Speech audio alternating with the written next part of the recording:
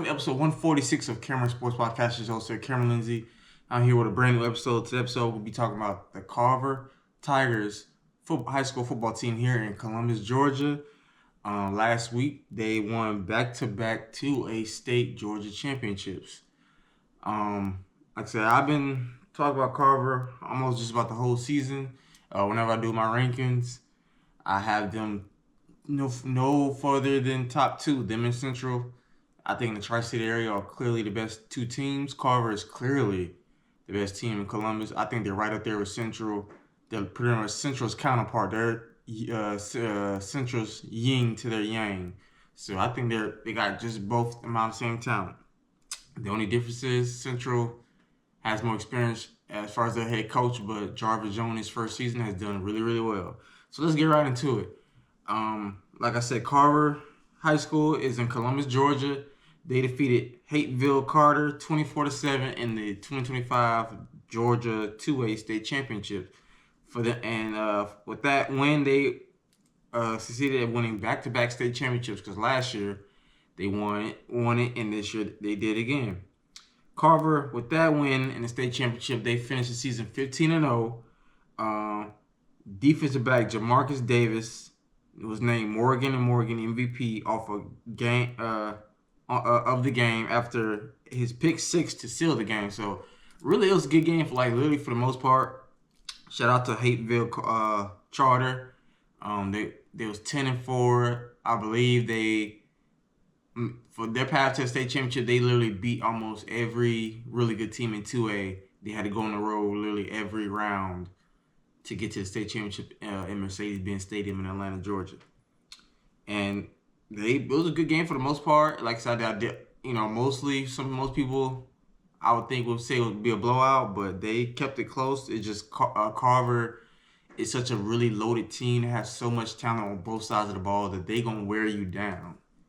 It's like you may stick around with them maybe into the second half, somewhere late third quarter, fourth quarter, but next they just gonna like a boxer, like a 12 round fight. You gonna boom, you gonna be with them. The next you know, they gonna wear you down. You can start getting tired. You gonna want some water. You gonna get tired. So yeah, they wore them down to get the win. And I think Jamarcus Davis pick six, the senior defensive back pick six, sealed the game for Carver against Hapeville Charter. Now, speaking of Carver's head coach Jarvis Jones goes 15-0 in his first season, wins a state championship in his first season as head coach after being on Kirby Smarts staff. For those of you who may or may not know, and of course I think those in the Columbus, Phoenix City area know who Jarvis Jones is. He's a Columbus, Georgia legend. He went to Carver High School, was an All-American in football, highly recruited 5-star player. Went to Georgia, All-American SEC Defensive Player of the Year, first-round pick of the Pittsburgh Steelers. I grew up watching him a little bit when I was in high school, middle school, high school. A very great player. Went off to the NFL, had a decent career. And, of course, started his coaching and ended up at Georgia, his alma mater in college. Ended up on Kirby Smarts staff, I think, as a linebackers coach. And he got the call. Shout out to Carver's athletic director calling him, offering him the job. And he came back home to Columbus, Georgia. I think that was a great hire. Like I said, Carver won the state championship last year. Their head coach, I think, went on to a different school, took a job there. And he has done a phenomenal job at Carver. Now, like I said, this season for Carver, they have been, like I said, dominant on both sides of the football. Starting on offense. On offense, Carver has averaged over 40 points per game on offense this season. They have 8 total shutouts, 6 in the regular season, 2 in the postseason. So they have been really dominant for this most part. Like, their closest game during the regular season was an 8-7 win over Sumter County for the region championship. I was watching the game on Georgia Alabama Sports Live. Shout out to my boys over there. And it was rainy, it was muddy. Now it was a hard-nosed, like nasty, sloppy football game, but Carver being disciplined and like I say, and having a great coach, great players. They came out of the win, came in clutch. Especially shout out to Sebastian Hurd with a clutch game-winning touchdown pass to win that game in the mud, like multiple turnovers.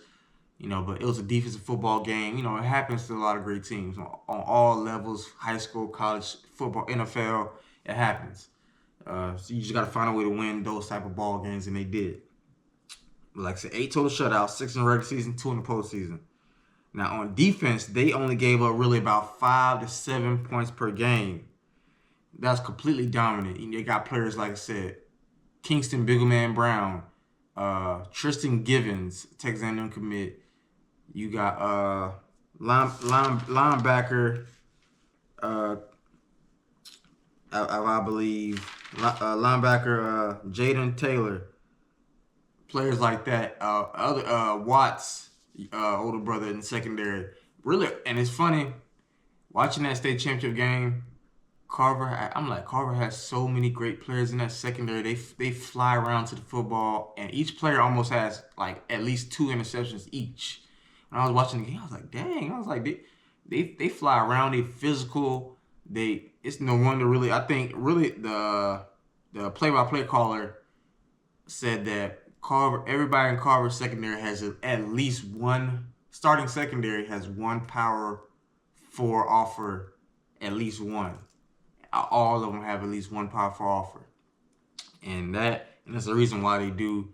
Like I said, great players, can cover, physical, can tackle, they run to the football, and I just think Hapeville Charter was not just going to be able to run sideline to sideline or just throw the football all over that secondary.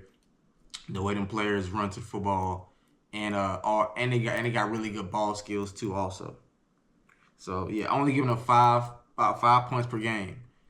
Like I said, the closest game I really saw them have, I think was, in my opinion, was like to Northside. But again, Carver, from what I see, even if their offense starts slow in the first half, their defense comes to play right away, and then the offense slowly gets into the groove. Now, granted, like I said, you got a freshman quarterback, and turns out, he found out that he was named the starter. I think their first week of their first game, the Monday before their first game, because Jarvis Jones told him, because their starting quarterback, whoever their starting quarterback was going to be, I think he ended up transferring schools. So he found out he was a starter. So and I'm gonna get to Sebastian Hurd in a minute, because I got some players to talk about to watch out for next season. He did really, really well, and I think he has a bright future at Carver. And Carver, as a program here in Columbus, Georgia, has a bright future to win multiple state championships and be in consideration for them. They have a chance to be a dynasty at the high school level. It's crazy, and I would love to see it. But offense, like defense, they was strictly dominant, like just dominant. But like I said, players to watch out for next season for Carver. Like I said, I'm gonna start with the Defensive Player of the Year that was named by Georgia High School Football Honors, Jaden Taylor. He's a sophomore, a 6'1", 210, 15-pound linebacker. He has offers from Georgia Tech and Troy. He, like I said, is a very, very great linebacker. He can, like I said, run sideline to sideline. He can catch, he has very great hands. He almost had a pick in the state championship game, and I was like, I see why this man. What would you like to know about Georgia Tech and Troy? Anyway, he has a very, very, very great football IQ. It's going to be interesting to see how he develops. Like I said, he's only a sophomore. He's going to continue to get bigger, faster. So obviously, him being a linebacker, he of course does need to put on more muscle. But he's only a sophomore, so by the time he's a senior, he probably should be around about maybe like 220. I feel like if he gets to, because the offseason adds on at least 10 pounds of muscle, he'll be fine. He'll be solid. But Alex, he has a bright future. Jaden Taylor, 6'1", 210-pound linebacker, sophomore at Carver High School. Another young player, wide receiver Marte Sears. Sorry if I'm saying your name right. He's a 5'11", 6 foot, 175-pound freshman receiver. his offer from Arizona. Very good player. Matter of fact, he caught the game-winning pass from Sebastian Hurd in the game against Sumter County. So he can ball too. So, like I said, I know they got another receiver that was committed to North Carolina, but Marte Sears is a definite player to watch out for to have even a better year than he did this past year, his freshman year at Carver. And again, speaking of Sebastian Hurd, he's a 6'2", 170-pound freshman quarterback. Has an offer from Sacramento State. You know, I expect him to pick up a few more offers this offseason. Offers of him going to camps, getting his name out there more. But he's a state champion. He led Carver. He led a team that was loaded with very talented upperclassmen, and he stepped in and was a great leader from my eyes. From what I saw, he threw for 1,715 passing yards, at least 19 touchdowns, only 8 interceptions. That's a really, really, really good, solid season, especially for a freshman quarterback. And I think he's only going to continue to grow, especially with that talent that Carver has. So it's like they're losing players, but they still have players that they had on that team that's young, that are sophomores and freshmen. So that's like got me excited because I get to watch these players continue to grow for 2 more years because they're only freshmen and sophomores. And they definitely want to be competing for more state championships. So I believe Sebastian Hurd is arguably the best quarterback in the Tri-City area. Him, at least in Columbus, Georgia, him and Bobby Coleman Jr. are the 2 best quarterbacks around here in the area of Phoenix City, Columbus, Georgia. Another player who's arguably my favorite player on the team, one of 3 players, one of my 3 favorite players on the team, running back Zachary Watts. He's a 5'11", 6-foot freshman running back, 178 pounds. He has offers from Georgia, Florida State, Texas A&M, James Madison, and more. Like there's just to name a few, but he has more offers than that. He was named 2A Region 1 Player of the Year. He had over 1,000 rushing yards, 1,037 rushing yards to be exact, 1,883 all-purpose yards. He had 669 return yards total and 22 total touchdowns. Really, he should have more total touchdowns because he had a really good number of touchdowns called back on kickoffs or punt returns due to holding. So he really should have more. He probably would have like 30 total touchdowns and maybe 2,000 all-purpose yards and maybe like 800 return yards total. But like I said, Zach Watts reminds me of a DeAnthony Thomas 2.0. Like DeAnthony Thomas 2.0 because his speed is just so electric with the ball in his hands. You just and then like I said, with both Carver's other 2 running backs, I think that are upperclassmen. I believe. I know one of them is was a UTSA commit. I think I checked the roster again. He might end up being a starter next year as a sophomore. He's going to be a 5-star. I think by the time the ESPN Junior 300 comes out and he's a junior, he's going to be a 5-star. There's no doubt about it. If he's not the number 2 running back in his class in 2029, I will be shocked if he's not the number 1 running back because I don't think Carver has had a running back like this since Isaiah Correll. And really, like I said, Carver has on this past team has had some really good running backs. All 3 of the running backs on the team have power, have Division I offers, FBS offers, Power 4 offers. So they all are really great players. All 3 of them rotating. But he reminds me of DeAnthony Thomas at Oregon. And like I said, I heard of Zach Watts before the season started. When I heard that a player at Carver picked up an offer from Georgia without playing high school football yet. A down. I was like, oh my God. And because like I said, he dominated middle school as an 8th grader so much and was on the circus. Basically have his YouTube highlights are amazing, like blown away. And him as a freshman putting up these stats, he only gonna continue to get better. And I like I said, I'm blessed as a journalist, as a fan, to be able to watch him grow for 3 more years at Carver and watch him get better, bigger, stronger. faster. He already is so fast. Like I said, D'Anthony Thomas, he reminds me of that. The way he runs, the way he's so smooth with the ball in his hands.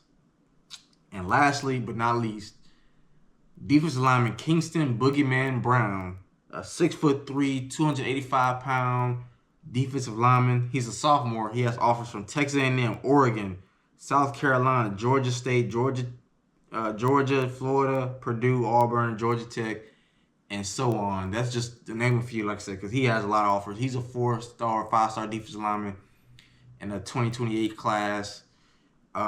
He's only going to continue to get better. Like I said, I definitely look forward to having him on the show, but he's very, very great force. Him and Tristan Givens on that defensive line dominated all season. And like I said, Kingston, he's only going to continue to get better. I don't think he's even hit his stride in high school. I mean, of course, he's not going to hit his stride yet till he gets, college or even NFL, but he's going to continue to get better. It's the reason why he's called the Boogeyman, because you see a 300-pound defensive lineman coming at you full speed like that, you going to think it's a boogeyman under your bed, especially if you're a quarterback. And like I said, he already has big-time Power 4 offers from a lot of schools like Oregon, Texas A&M, Auburn, Georgia. And like I said, I think he's going to step up on the defensive line as a leader with Tristan Givens, 5-star Texas A&M commit going off to Texas A&M in College Station. I definitely look forward to seeing him play a couple more years here at Carver. Obviously going to have him on the podcast soon. Like I said, but he's right, and he's like I said already off to a great high school career. He's a 2-time state champion.